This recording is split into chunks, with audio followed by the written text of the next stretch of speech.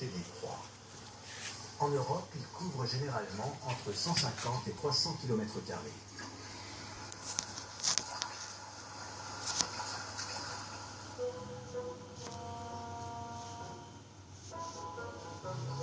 Sans sa mère, les chances de survie d'un ourson dans la nature sont maigres.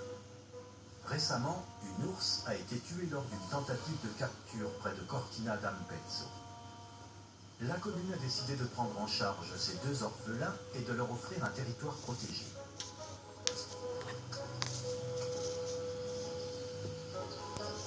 L'odeur des fourmis attire les oursons. Mais ils ne savent pas encore quelle délicatesse se cache à l'intérieur de la fourmilière, ni comment les recueillir.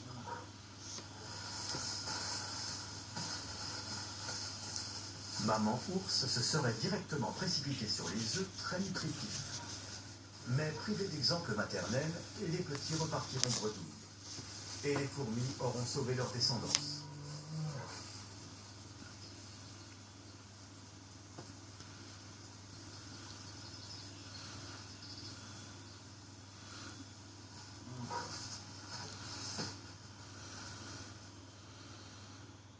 Ces dernières années, le peuplement forestier des Dolomites est redevenu plus naturel.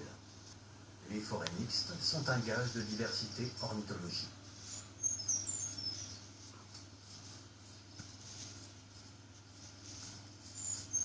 Quand le grain-croc se déplace le long d'un tronc, c'est toujours vers le haut, grâce à ses longues griffes crochues et à sa queue qui lui sert d'appui.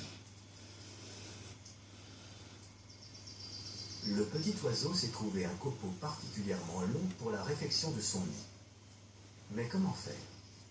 Essayer, se tromper, réessayer. Les oiseaux forestiers sont capables d'apprendre.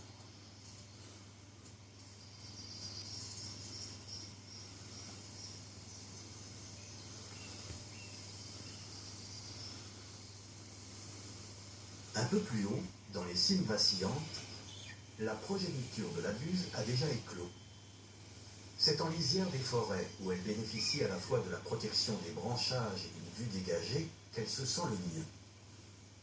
Elle est très répandue dans tout le massif des Dolomites.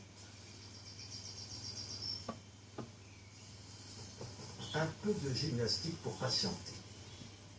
Nourri pendant plus d'un mois par ses parents, le petit prendra bientôt son envol. Le grain-croc, lui, n'a pas encore pondu ses œufs. Ses ascensions du tronc de l'arbre sont toujours saccadées. La descente est plus fluide grâce à ses ailes. Le nid de la buse commence à se faire étroit, mais le petit n'ose pas encore s'élancer dans les airs.